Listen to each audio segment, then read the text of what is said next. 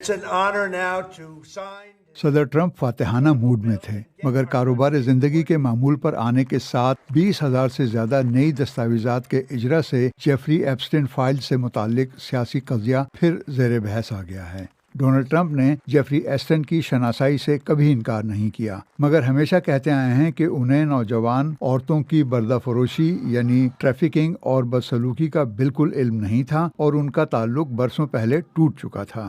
April 2011 میں ایپسٹن کے جسم فروشی یعنی پروسٹیٹیوشن میں ملوث ہونے کے اعتراف کے 3 سال بعد ای میل کے تبادلے میں ایپسٹن نے اپنی قریبی دوست گیلین میکسویل کو لکھا کہ میں چاہتا ہوں کہ آپ یہ جان لیں کہ کتا جو بھونکا نہیں وہ ٹرمپ ہے۔ میرے گھر میں ورجینیا نے اس کے ساتھ گھنٹوں گزارے۔ جس عورت کی بات ہو رہی ہے وہ ورجینیا جیوفرے ہیں، جنہوں نے اس برس کے شروع میں خودکشی کر لی تھی، مگر کئی مرتبہ کہہ چکی تھیں کہ صدر نے کوئی غلط کام نہیں کیا اور ان کا رویہ اس سے زیادہ دوستانہ نہیں ہو سکتا تھا۔ ایپسٹن کے جرائم سے متعلق کانگریشنل کمیٹی میں شامل ڈیموکریٹ مزید مواد شائع کرنے کے لیے دباؤ ڈال رہے ہیں اور اب ان کے پاس رائے شماری کے لیے کافی سپورٹ بھی موجود ہے۔ ہم چاہتے ہیں کہ مکمل شہادت سامنے آ جائے۔ ہم جاننا چاہتے ہیں کہ جیفری ایپسٹین نے یہ مجرمانہ کاروبار کیسے چلایا اور اس میں کون ملوث تھا، اور صدر کا نام پہلے بھی آیا اور غالباً دوبارہ بھی آئے گا۔ ان فائلوں کی اشاعت میں وہی سب سے بڑی رکاوٹ بنے ہوئے ہیں، تو اس طرح امریکہ کے صدر اس میں ملوث ہیں۔ ان فائلوں میں غلط کام کی کوئی شہادت صدر کو نہیں ملی ہے، مگر میں یہ کہتا ہوں کہ بہت ساری فائلیں صدر کے قبضے میں ہیں جنہیں وہ کل شائع کر سکتے ہیں اور سوالوں کے اس سلسلے کو ختم کر سکتے ہیں۔ بس انہیں یہی کرنا ہے۔ اپنے ٹروتھ سوشل پلیٹ فارم پر صدر ٹرمپ نے دعویٰ کیا کہ ڈیموکریٹس ایپسٹن فائلز کو شٹ ڈاؤن کے معاملے میں اپنی بری کارکردگی سے توجہ ہٹانے کے لیے استعمال کر رہے ہیں۔ یہ واقعی ڈیموکریٹک پارٹی کی من گھڑت افواہ ہے۔ وہ اچانک اس بارے میں بولنے لگے ہیں کیونکہ صدر ٹرمپ اوول آفس میں ہیں۔ جب جو بائیڈن وہاں تھے تو ڈیموکریٹ کے لیے یہ کوئی بات ہی نہیں جس کی پرواہ کی جائے۔ ان دستاویزات کی وجہ سے اینڈریو ماؤنٹ بیٹن ونزر بھی پھر سے موضوع بن گئے ہیں۔ وہ اصرار کرتے آئے ہیں کہ انہیں ورجینیا جیوفرے کے ساتھ، جنہوں نے کہا تھا کہ سابق ڈیوک آف یارک نے ان سے 3 بار زبردستی سیکس کیا تھا، تصویر کھنچوانا بالکل یاد نہیں ہے۔ مگر 2011 میں ایپسٹن نے لکھا تھا، ہاں وہ میرے ساتھ جہاز میں تھیں اور ہاں انہوں نے اینڈریو کے ساتھ تصویر بھی کھنچوائی، جیسا کہ میرے دوسرے ملازمین نے کیا تھا۔ House of oversight committee کے ارکان اینڈریو سے مطالبہ کر رہے ہیں کہ ان کے علم میں جو بھی ہے اس بارے میں سوالوں کے جواب دیں، اور وہ یہ بھی کہتے ہیں کہ انہیں آنے کی ضرورت نہیں، وہ دور سے بھی گواہی دے سکتے ہیں۔ سابقہ شہزادے نے قصوروار ہونے سے ہمیشہ انکار کیا ہے، مگر جیسے جیسے ایپسٹن فائلز سامنے آ رہی ہیں لگتا ہے کہ یہ مسئلہ جان چھوڑنے والا نہیں ہے۔ 27ویں آئینی ترمیم آئین کا حصہ بننے کے بعد پاکستان میں پہلی بار فیڈرل کانسٹیٹیوشنل کورٹ بن گئی ہے اور جسٹس امین الدین خان کو اس کا پہلا چیف جسٹس بنا دیا گیا ہے، جنہوں نے آج اپنے عہدے کا حلف لیا۔ جسٹس امین الدین خان 3 سال تک اس عہدے پر فائز رہیں گے۔ اس کے علاوہ اس کورٹ کے لیے 6 مزید ججز کا نوٹیفیکیشن جاری کر دیا گیا ہے، جن میں سے 3 ججز کا تعلق سپریم کورٹ سے ہے، جبکہ Peshawar high court, Balochistan high court اور سندھ ہائی کورٹ سے ایک جج لیا گیا ہے۔ عارضی طور پر یہ عدالت جو ہے اسلام آباد ہائی کورٹ کی جو عمارت ہے وہاں پر کام کرے گی۔ جسٹس امین الدین خان جب وکیل تھے تو عمومی طور پر وہ سول میٹر کے جو کیسز ہیں ان کو دیکھا کرتے تھے۔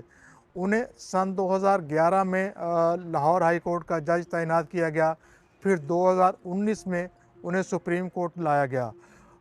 جسٹس امین الدین خان چیف جسٹس بننے سے پہلے جو 26ویں آئینی ترمیم ہے اس کے تحت سپریم کورٹ کے ایک فیصلے کی روشنی میں اس آئینی بینچ کے سربراہ بھی بنے، جنہوں نے آئین سے متعلق جو کیسز تھے ان کو نمٹائے، اور وہ اس 6 رکنی بینچ کا بھی حصہ تھے جنہوں نے 9 مئی کے مقدمات میں سویلین کے کیسز فوجی عدالتوں میں چلانے سے متعلق انٹرا کورٹ اپیلوں کی سماعت کی تھی۔ سوال یہ اٹھتا ہے کہ یہ عدالت کیسے کام کرے گی؟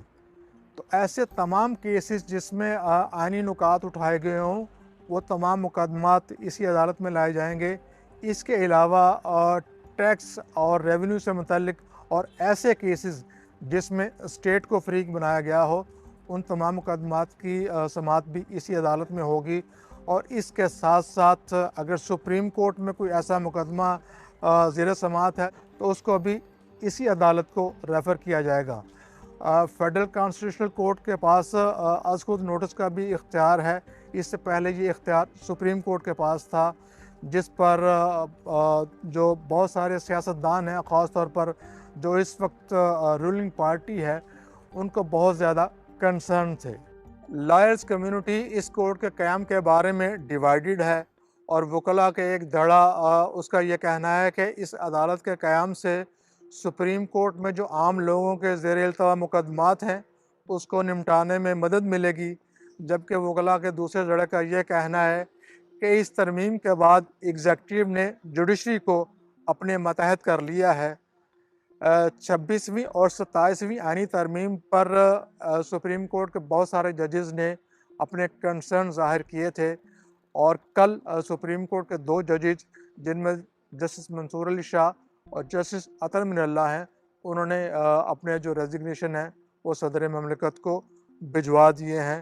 سپریم کورٹ کے سابق جج جسٹس فیصل عرب کا یہ کہنا ہے ان ججز کے مستعفی ہونے سے کوئی فرق نہیں پڑے گا، کیونکہ یہ ترمیم اب آئین کا حصہ بن چکی ہے، اور اس کانسٹیٹیوشنل امینڈمنٹ کے خاتمے کے لیے اسی کانسٹیٹیوشنل کورٹ میں جانا پڑے گا جس کا قیام اس ترمیم کی وجہ سے ہی عمل میں لایا گیا ہے۔ نیو یارک کے نئے میئر زہران ممدانی نے اپنی ٹرانزیشن ٹیم تشکیل دے دی ہے، جس کی کو چیئرز میں پاکستانی نژاد امریکی پروفیسر لینا خان سمیت 4 خواتین شامل ہیں۔ اس ٹرانزیشن ٹیم کا کام ممدانی کے لیے نیو یارک کی نئی انتظامیہ تشکیل دینا ہوگا۔ 36 سالہ لینا خان سابق صدر جو بائیڈن کی حکومت میں فیڈرل ٹریڈ کمیشن کی سربراہ بھی رہ چکی ہیں۔ تو لینا خان کون ہے؟ لینا خان برطانیہ میں ایک پاکستانی خاندان میں پیدا ہوئیں۔ جب وہ 11 سال کی تھیں تو ان کا خاندان امریکہ ہجرت کر گیا۔ امریکہ میں ان کی تعلیم مکمل ہوئی اور کچھ عرصے پہلے انہوں نے ٹیکساس کے ایک کارڈیولوجسٹ شاہ علی سے شادی کی۔ لینا خان نیو یارک کی کولمبیا یونیورسٹی کے شعبہ قانون میں ایسوسیٹ پروفیسر کے طور پر بھی کام کر چکی ہیں۔ ان کے اینٹی ٹرسٹ قوانین پر تحقیقاتی پیپرز کو معتبر حلقوں میں بہت سراہا گیا ہے، اور ان پر انہیں کئی ایوارڈز بھی مل چکے ہیں۔ لینا خان کا کہنا ہے کہ زہران ممدانی کی ٹیم کا حصہ بننا ایک اعزاز کی بات ہے، اور وہ ایک ایسی انتظامیہ تشکیل دینے کے لیے بہت ایکسائٹڈ ہیں جو پہلے دن سے ہی نیو یارک کے تمام لوگوں کے لیے کام کر سکے۔ اس سے پہلے لینا خان امریکی کانگریس کی ہاؤس جوڈیشل کمیٹی کی ذیلی کمیٹی برائے اینٹی ٹرسٹ قوانین، کمرشل اور انتظامی قانون کے وکیل کی حیثیت سے بھی کام کر چکی ہیں۔ ماضی میں لینا خان کو امریکی میگزین ٹائم کے 100 موسٹ انفلوئنشل یعنی 100 متاثر کن رہنماؤں کی فہرست میں بھی شامل کیا گیا ہے۔